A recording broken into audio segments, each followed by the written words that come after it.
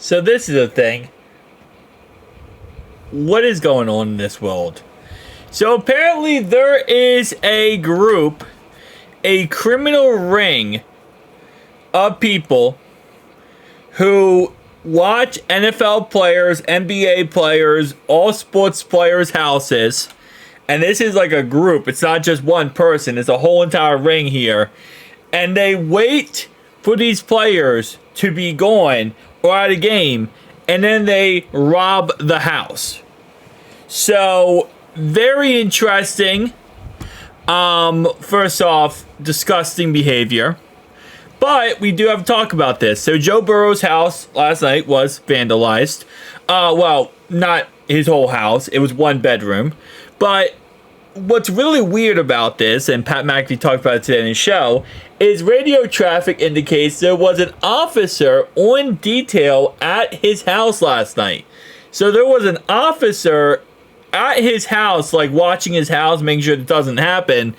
And for whatever reason, this still happened. Now, Pat McAfee does talk about, well, potentially that officer was watching the Bengals game. And listen, I understand, when you're watching the Bengals game, sometimes you don't pay attention to other things.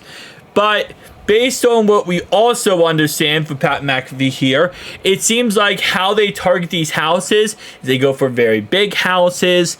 And what they do is they go off, like, let's say, for example, what they did here is they look for like a second story window, right? And they're not going to go for the whole house. They're just going for one room or two rooms.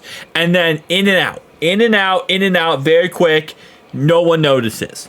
Now, the reason why someone noticed, because normally this would just be shout out the window, go in the bedroom, take everything, right?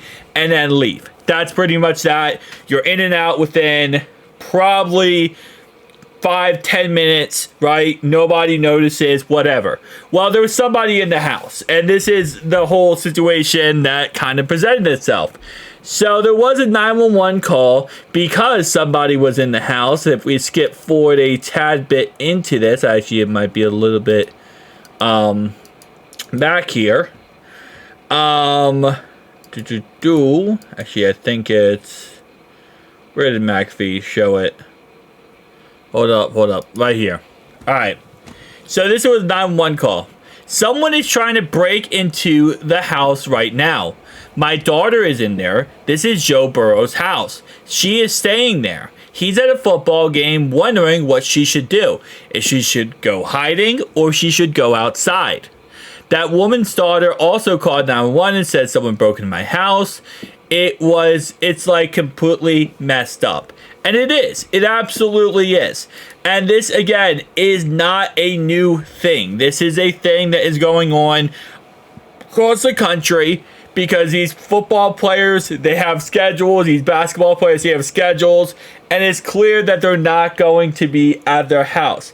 Now, again, it is weird that a cop was stationed to detail, Joe's house, which makes sense. Joe's not there. Have a cop sit and wait and just make sure everything's okay. I guess, again, like I said, he's probably watching the Bengals game, wasn't paying attention. It is what it is at the end of the day. But now looking at it, again, it's a very scary situation. Thankfully, nobody was harmed in the end. Thankfully, everyone was okay. And thankfully, the situation ended up with a positive note of, okay, one window was broken, someone stole some things, and that's pretty much that. In the end, the person in the house was not harmed, and thank God here that is the outcome, which is the best outcome we could hope for, given the circumstances that happened. But again, it is a very just scary situation that honestly will not stop. It will not stop. And even though, yes, there was a cop at the house and he was, supposed to watch the house, clearly, again, human nature here, mistakes were made. Cop did not correctly watch the house. Person, again, like I said before, it's also very hard for the cop to do this because all they have to do, the person who's breaking in, again, it's a crime ring here. Apparently, they go off the roof and then they go to the second story in order to do this. Let's say you're a cop and you're sitting out front Joe Burrow's house, right? You're sitting there, you're watching it. I'm talking about you're actually like monitoring every second. Well, what these guys do is they get on the roof and they go to the second story window in the back of the house. So if you're watching the front of the house and it's pitch black out, dark out, you're never going to see them on the back of the roof. So again, it's like this age-old, how do you fix this? Well, it's very, very challenging because, again, it's not like these guys are going through the front door. They're not. They're going through the back of the house. They're not turning on the lights. Everything is in and out within, like I said, a couple minutes. So if you're a cop and you're watching, okay, everything's good, right? Everything's perfect, whatever. Bam, they get on the roof. And again, depending on how it's slanted, you might not see it. Second story window, kick that in, go to, the whatever, go through the bedroom, take all the stuff, leave. 5 minutes, in and out.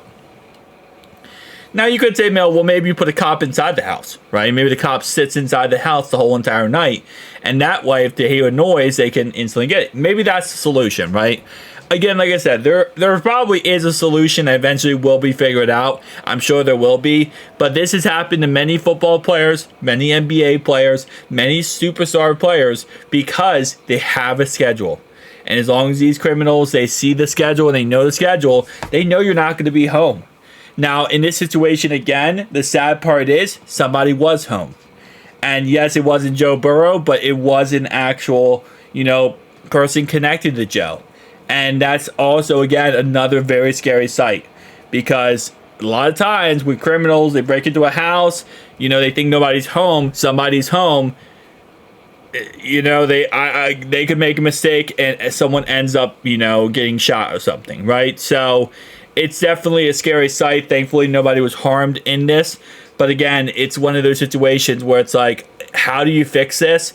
Maybe it is putting a cop inside the house. Maybe it's not just having a cop outside the house and watching the house. Maybe you have to have someone in the house at all times. But again, like, it's a very challenging situation because are you going to do that every single night?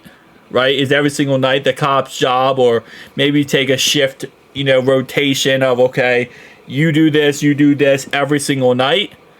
All 53 players on the roster gets, that every single night. I don't know. That's a lot of cops to spend on just an NFL players' houses. How about baseball players' houses? Obviously they're not playing this time of the year, but how about NBA players' houses, right? It's a very challenging situation. Excuse me, it's a very challenging situation. And these criminals, they're very good at it. They're very good at knowing exactly what to do, not to cause an alarm. Because again, they also don't want the neighbors to hear. The neighbors will call the police. So they're in and out just like that. Nobody knows a thing. Because they break the window very carefully in, take all the crap out.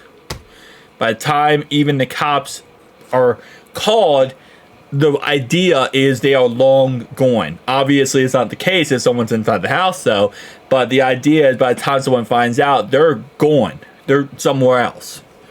But see you guys next one. Stupid stuff. Peace out.